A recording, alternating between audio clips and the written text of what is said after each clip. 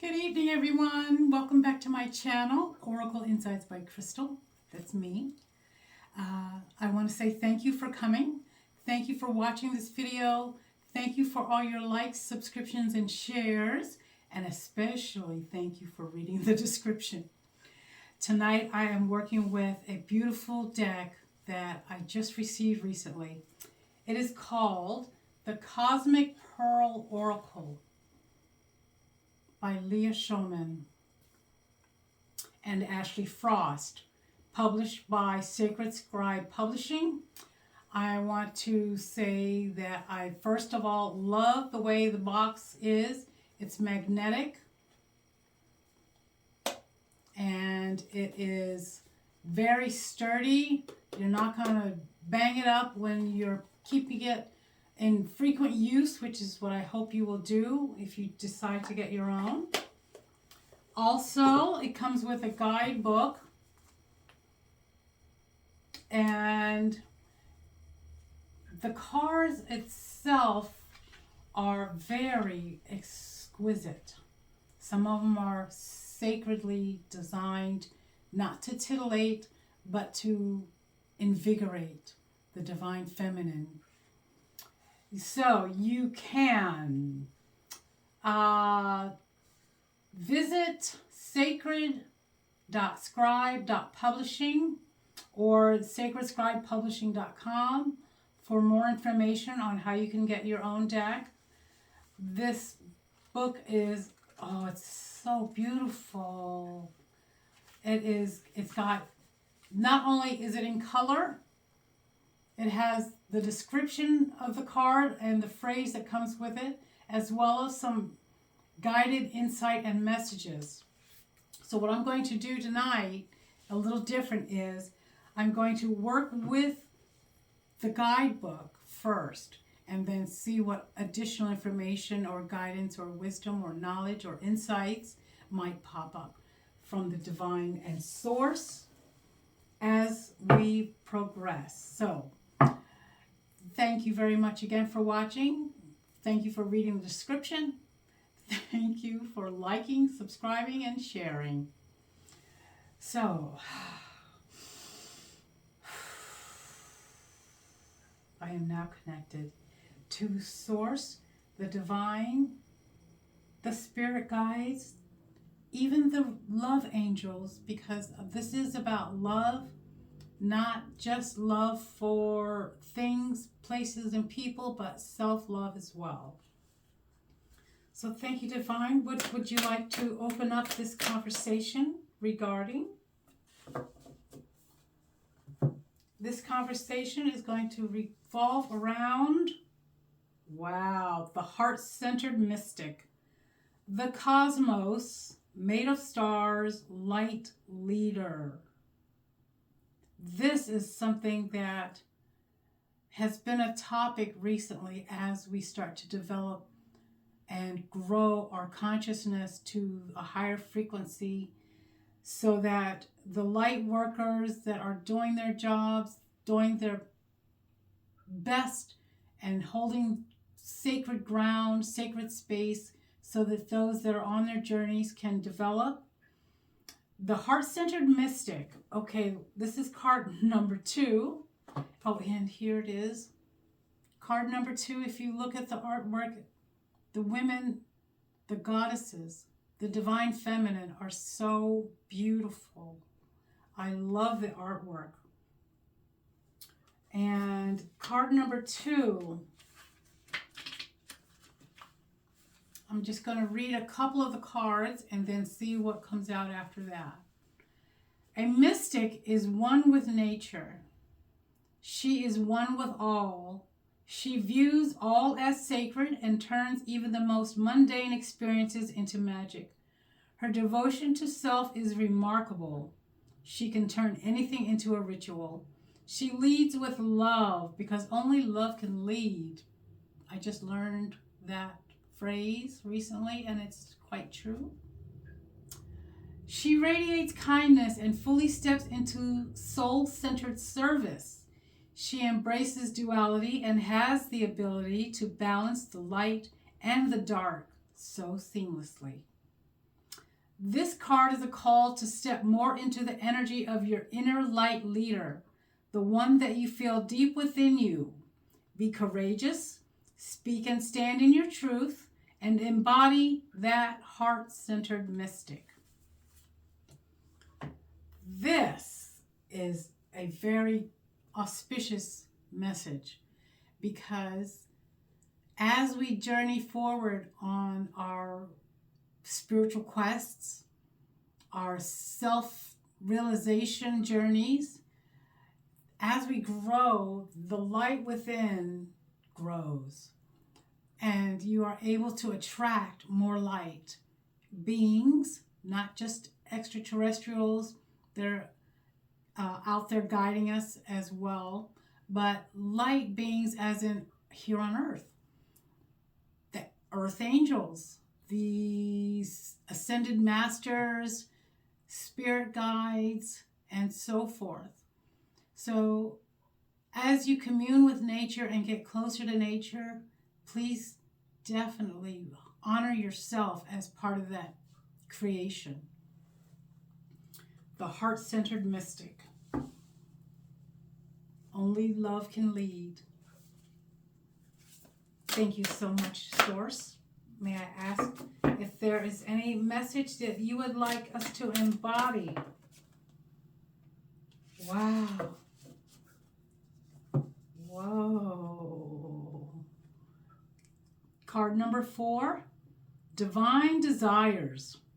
Soul callings, follow your heart, and inner whispers. So this is something we can embody, and divine desires come from your heart-centered space. Your soul yearns to learn, your soul yearns to love, and your soul yearns to experience the best things in life, whether they are pearls of wisdom that come out from traumatic experiences or adversities. Following your heart and listening to the inner whispers are the guiding posts, the guiding lamps, the beacons on your path. Follow those. You can notice them in synchronistic moments, and know that when your heart is talking, there's never a doubt. You don't have any fear. You don't have any reservations or anything of that matter. Those inner whispers come sometimes during meditation. Here's the card. But also during still moments when you go within, quiet your mind, listen to your body, and see what thoughts are trying to be communicated to you. Okay, thank you so much, spirits. Love, angels. Thank you, divine. And also, I'm going to read this passage right from the guidebook and see what magic is going to come about. Okay, well, this is card number 20. Salt in your hair. Now, first of all, the word salt can be a little misleading. It's got bad rap, but it's about it's about wild heart, uniqueness, untamed. Here's the image. As beautiful as she is saying to herself, I am precious. So I'm going to read card number 20.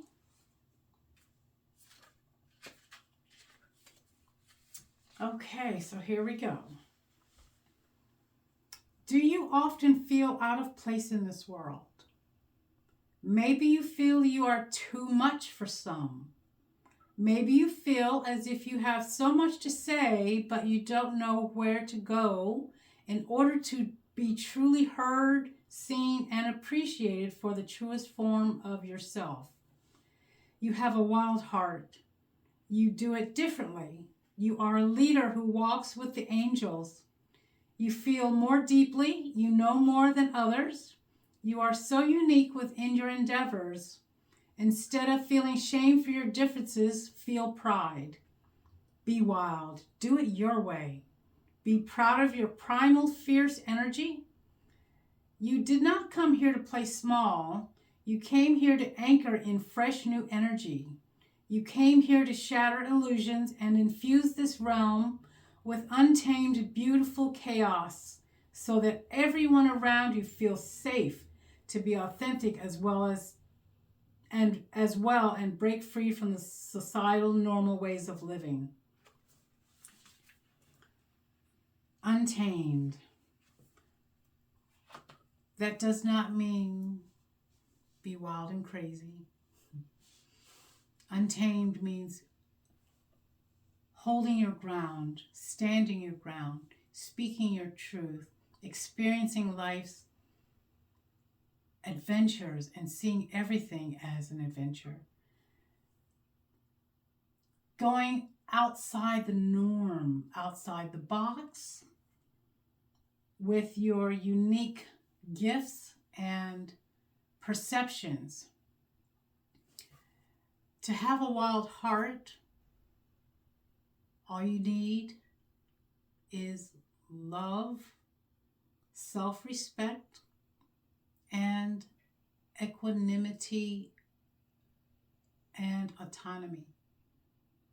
Equanimity only because in the face of chaos, you need to find that calm space so that you can progress forward with love and light, compassion, and high intentions of being a light and shaking off what seems like a burden. And